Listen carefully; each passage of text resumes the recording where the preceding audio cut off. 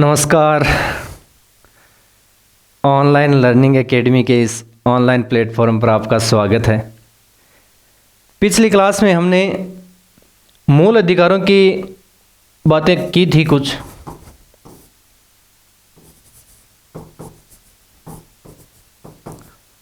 मूल अधिकार क्या हैं, इनके बारे में हम बात कर रहे थे। इसमें कुछ मूल अधिकार और नीति निर्देशक तत्वों की तुलना भी की थी थोड़ी, और उसके बाद में हमने शुरुआत की थी समानता का अधिकार।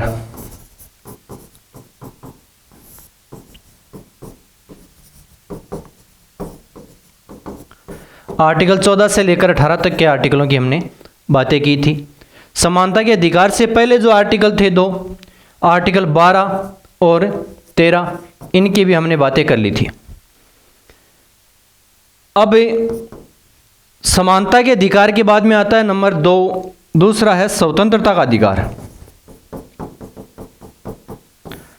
स्वतंत्रता का अधिकार यानी हमारे संविधान के जो मूल अधिकार हैं उसमें स्वतंत्रता के कौन कौन से अधिकार दिए गए हैं, इनके बारे में बात कर रहे हैं। जिसमें आर्टिकल 19 है, 20 है, 21 और 22 की इसमें चर्चा कर रखी है। 19 से लेकर 22 तक की ये स्वतंत्रता के अधिकार हैं। 19, 20, 21 और 22। समानता के अधिकार में 14 से 18 तक के आर्टिकल आते हैं और स्वतंत्रता के अधिकार में 19 से 22 तक के आर्टिकल आते हैं।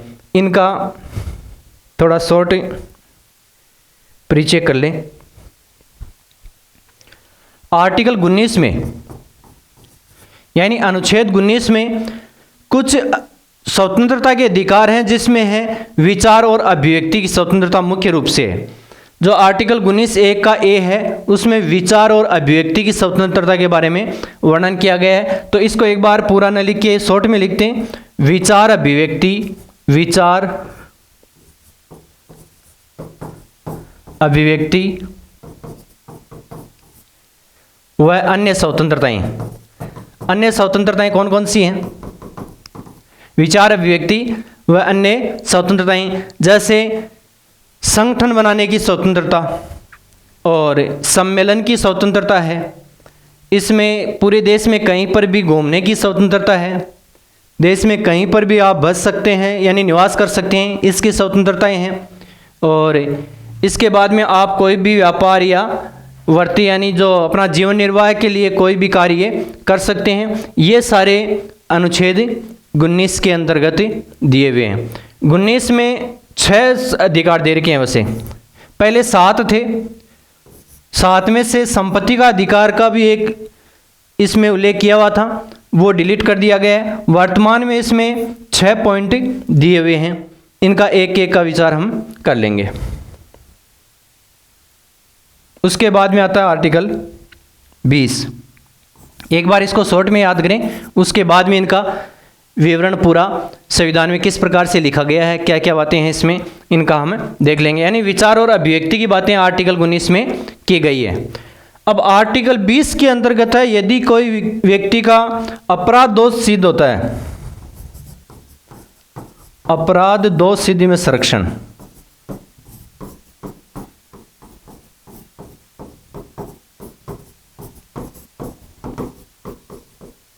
अपराध दोष सिद्धि में संरक्षण कैसे? कि यदि किसी व्यक्ति ने अपराध कर दिया है तो प्रचलित कानूनों का उल्लंघन करने पर ही उसको दोषी माना जाएगा। ऐसा नहीं है कि पीछे जो आपने, जैसे मान लीजिए कोई अपराध किया, किसी व्यक्ति ने किसी जंगली जानवर को मार दिया, जंगली जानवर को मार दिया है, तो वर्तमान में मान लीजिए इसकी सजा 2 वर्ष की है। और अब यदि किसी ने जंगली जानवर को मारा है तो 2 वर्ष की सजा मिलेगी, ये माना गया है। अब यदि ऐसा नहीं है कि किसी ने ये अपराध तो कर दिया, किसी जंगली जानवर को मार दिया, जैसे शेर को या हिरण को, इनको मारने से या नीलगाय को मारने से 2 वर्ष की सजा का प्रावधान है। लेकिन ऐसे नहीं कि व्यक्ति ने अपराध कर दिया, उसके बाद में जब उसकी सुनवाई हो रही है तो अपराध को बढ़ा दिया कि अब तो तेरे तो मृत्युदंड की सजा दी जाएगी। यानी प्रचलित कानूनों का उल्लंघन करने पर ही व्यक्ति को उस प्रेजेंट कानून के अनुसार ही सजा दी जाएगी। ऐसा नहीं कि वर्तमान में आगे भविष्य में दूसरा कानून बना करे उसके अनुसार सजा दी जाए। इसी प्रकार से इसमें देर का है, प्रचलित कानूनों का उल्लंघन करने पर एक अपराध की एक ही सजा दी जाएगी। ऐसा नहीं कि एक अपराध कर रहे हैं उसमें डिस्ट्रिक्ट कोर्ट ने सजा दे दी, फिर उसके बाद में हाई कोर्ट ने सजा दे दी, उसके बाद में सुप्रीम कोर्ट ने, और तीनों सजाएं वो काट रहा है, ऐसा नहीं होगा। एक अपराध की एक ही सजा होगी, एक अपराध और एक सजा, एक अपराध की दो सजाएं नहीं दी जा सकती।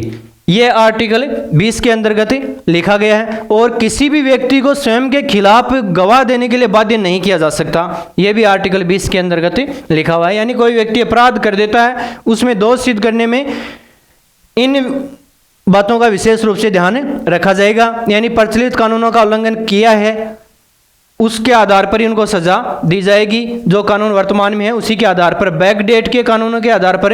ऐसा नहीं कि वर्तमान में बना लिया कानून अपराध करने के बाद में और पीछे से उनको सजा दे रहे हैं, ऐसा नहीं किया जाएगा। जैसे मान लीजिए जनवरी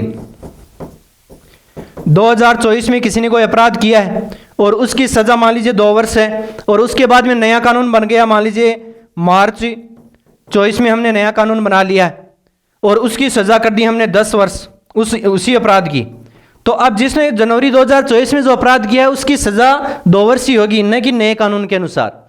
और एक अपराध की एक ही सजा होगी और खुद को जबरदस्ती हाँ नहीं करवाई जा सकती। जैसे पुलिस वाले टॉर्चर करके कोई अपराध करे नहीं, जबरदस्ती उससे हाँ करवा लिया जाता है और उसके बाद में उसकी सजा करवाते हैं। लेकिन कोर्ट इस बात के लिए नहीं मानता है कि उन्होंने व्यक्ति ने खुद ने हाँ की है, उसके लिए गवाह की व्यवस्था होनी जरूरी है, क्योंकि व्यक्ति तो खुद तो पुलिस के डर से हाँ कर लेगा, लेकिन ऐसा नहीं है कि उसने अपराध किया ही हो। एक ये बात है, ये आर्टिकल 20 के अंतर्गत दिया हुआ है। उसके बाद में अगला आर्टिकल अनुच्छेद 21। अनुच्छेद 21 में क्या रखा? प्राण व देह की स्वतंत्रता, प्राण व देह की, देह या शरीर की स्वतंत्रता बोल सकते हैं इसको, प्राण या शरीर की स्वतंत्रता।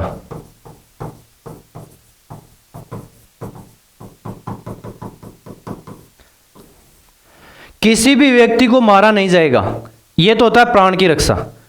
और किसी भी व्यक्ति को बिना कारण के उसको अरेस्ट भी नहीं किया जा सकता। कोई विधि बनाकर ही प्राण व देह से व्यक्ति को वंचित किया जा सकता है। बिना किसी कानून के प्राण व देह से किसी व्यक्ति को वंचित नहीं किया जा सकता। मृत्युदंड की सजा विधि के तहत ही दी जा सकती है, बिना विधि के मृत्युदंड नहीं दिया जा सकता। आर्टिकल अनुच्छेद 21 में यह व्यवस्था करेगी कि किसी भी व्यक्ति को यदि प्राण भी लेने पड़े तो वो विधि के अकॉर्डिंग ही सजा दी जाएगी। मृत्युदंड की सजा कानून के तहत दी जाएगी। ऐसे नहीं कि कार्यपालिका के आदेश के तहत, कार्यपालिका ने आदेश दिया कि अमुक व्यक्ति को मृत्युदंड की सजा दे दो, तो यह आदेश मान्य नहीं होगा। उसके लिए संसद में पहले कानून बनाना पड़ेगा और उसके अनुसार ही उसकी सजा होगी। इसमें यह भी ध्यान रखा जाएगा कि पीछे का जो कानून आर्टिकल हमने 20 पढ़ा है उसमें देर का है प्रचलित कानूनों का उल्लंघन, यानी वर्तमान में जो विधि बनाई है वो पीछे वाले अपराधों पर लागू नहीं होगा। इस प्रकार से आर्टिकल 21 सबसे मोस्ट यानी इंपॉर्टेंट आर्टिकलों में से है जिसको आपातकाल में भी निलंबित नहीं किया जा सकता। अगला है अनुच्छेद 22।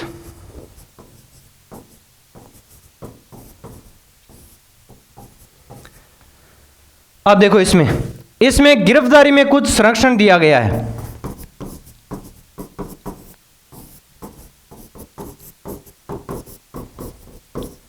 किसी व्यक्ति को यदि पुलिस गिरफ्तार करती है तो उसका क्या क्या संरक्षण किया जा सकता है, उसके भी कुछ नियम है। ऐसे नहीं कि किसी को पकड़ के उठा लाए, इसमें कारण बताना पड़ता है। पहला काम है कि कारण बताया जाएगा। इसमें गिरफ्तारी का कारण बताना होता है। इसमें किसी भी व्यक्ति को गिरफ्तार करने से पहले उसका कारण बताया जाएगा, उसका वो नोटिस दिखाया जाएगा कि इस वजह से आपको अरेस्ट किया जा रहा है। बिना कारण के किसी व्यक्ति को गिरफ्तार नहीं किया जाएगा। इसी के अंतर्गत दूसरी बात और लिखी हुई है कि इसमें कोई भी व्यक्ति अपने कानूनी सलाहकार यानी वकील से परामर्श कर सकता है। वकील से परामर्श किया जा सकता है। बिना वकील के परामर्श के ऐसा नहीं कि हम आपको वकील से बात नहीं करने देंगे, जिसको बोलते हैं विधि परामर्शदाता, विधिक परामर्श। यानी वकील से वो व्यक्ति अपनी बातचीत कर सकता है। ऐसा नहीं कि गिरफ्तार कर लिया तो वो किसी व्यक्ति से मिल नहीं सकता, उनसे वकील उपलब्ध करवाना जरूरी होता है। और इसके साथ में और भी देर के हैं, जैसे गिरफ्तार करने के 24 घंटे के अंदर अंदर गिरफ्तार किसी व्यक्ति को कर लिया है तो 24 घंटे के अंदर अंदर भीतर, यानी जैसे आज सुबह 10 बजे गिरफ्तार किया है, मान लीजिए कोई तारीख है 2 मार्च को, मान लीजिए 2024 को सुबह 10 बजे किसी व्यक्ति को गिरफ्तार किया गया है, तो उसके 24 घंटे के भीतर